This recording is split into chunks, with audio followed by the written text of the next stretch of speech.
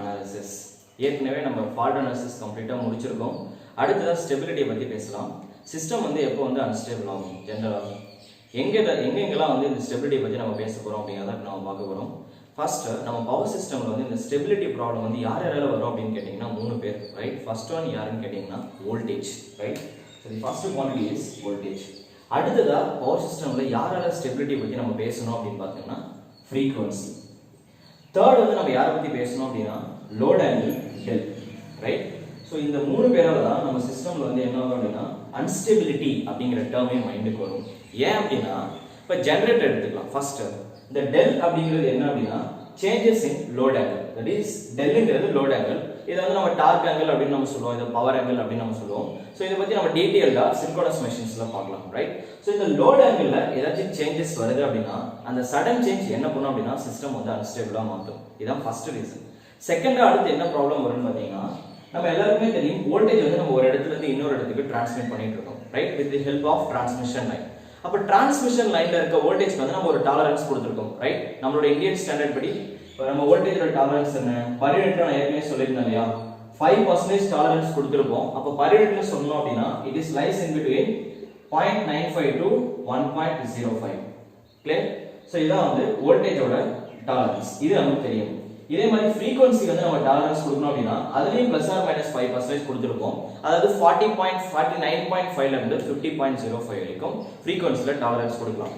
So என்ன conclusion சொல்ல வரேன் அப்படினா இந்த frequencyயோட அதோட frequencyக்கு ஒரு டாலரன்ஸ் இருக்கு இல்லையா, அந்த வேல்யூல இருந்து frequency டிவியேட் ஆனாலும் அதே மாதிரி வோல்டேஜ்ல அதோட ரேஞ்ச் ஒன்னு கொடுத்திருக்கோம் இல்லையா, ரைட்? அந்த 5% டாலரன்ஸ் அதுல இருந்து வோல்டேஜ் வந்து டிவியேட் ஆனாலும் அதே மாதிரி சடனா நம்ம டெல்லோட வேல்யூ, ரைட்? டெல் அப்படிங்கிறது லோட் ஆங்கிள். அதாவது நம்ம ரோட்டார்ல வந்து இத பத்தி பேசுவோம், we will see.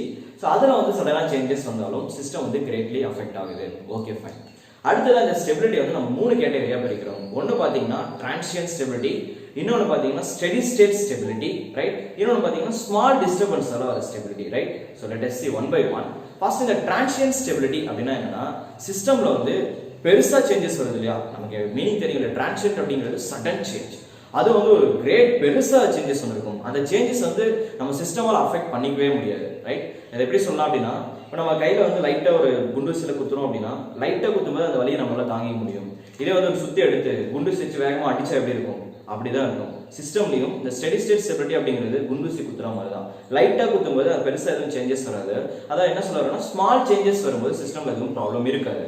ஆனா பெருசா அந்த ஊசியை எடுத்து நம்ம ஃபுல்லா அப்படியே குத்திட்டா எப்படி வலிக்குமோ அதே மாதிரி தான் பவர் சிஸ்டம்ல. பெருசு வெளியில வந்து ஜெனரேட்டர் வந்து கரெக்டா கான்ஸ்டன்ட் பவர் டெலிவரி பண்ணிட்டே இருக்கும். ஒரு 10,000 மெகாவாட் டெலிவரி பண்ணுதுன்னு வச்சுக்கோங்க.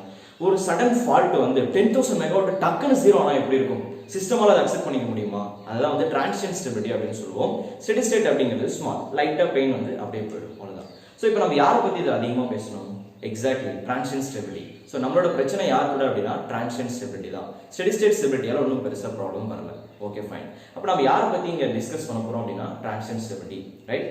அதே மாதிரி உங்களோட எக்ஸாம் பாயிண்ட் ஆஃப் வியூல நீங்க என்னென்ன விஷயங்கள் வந்து இதுல கிளியரா கத்துக்கணும் அப்படின்னா கிரிட்டிக்கல் கிளியரிங் ஆங்கிள், இதான் ஃபர்ஸ்ட் டேர்ம். அதை எப்படி கால்குலேட் பண்ணணும் அப்படிங்கறத நீங்க கிளியரா கத்துக்கணும். Second thing critical clearing time, right? இவங்க ரெண்டு பேரையும் நம்ம கிளியரா எப்படி யூஸ் பண்றதுன்னு கத்துக்கணும். தேர்ட் ஈக்குவல் ஏரியா கிரைட்டீரியா அப்படின்னா என்ன அப்படிங்கறத கிளியரா கத்துக்கணும், ரைட்? அதுக்கப்புறமா moment of inertia constant, right? Covariant சிஸ்டம்க்கு இது எப்படி நம்ம கால்குலேட் பண்ணணும், இன்கோவரன்ட் சிஸ்டம்க்கு நம்ம எப்படி கால்குலேட் பண்ணணும், ரைட்? சோ இந்த 4 திங்ஸ்ல வந்து நீங்க ரொம்ப கிளியரா இருக்கணும். ஏன்னா எக்ஸாம்ல 90% வந்து திரும்ப கேட்டுட்டு இருக்க क्वेश्चंस வந்து கிரிட்டிக்கல் கிளியரிங் ஆங்கிள் தான் எக்ஸாம்ல மோஸ்ட்லி ரிப்பீட்டடா வரும். அதுக்கப்புறம் சம்டைம்ஸ் வந்து அந்த கோவரன்ட் இன்கோவரன்ட் சிஸ்டம்ஸ் வச்சு பேஸ் क्वेश्चंस வரும், ரைட்?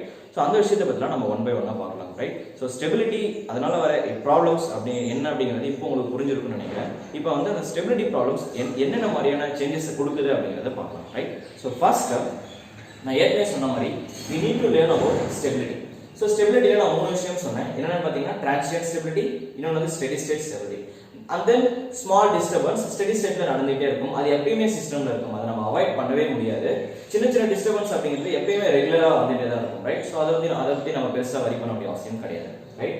செகண்ட் திங் பாத்தீங்கன்னா next we need to learn the basics. Swing equation அப்படிங்கிற டேர்ம் தான் நம்ம நெக்ஸ்ட் பார்க்க போறோம், ரைட்? சோ இது வரைக்கும் நம்ம பார்த்தது எல்லாமே புரிஞ்சிருக்கும்னு நினைக்கிறேன். ஸ்விங் ஈக்குவேஷன் அப்படின்னா என்ன அப்படிங்கறத அடுத்த லெக்சர்ல பார்க்கலாம்.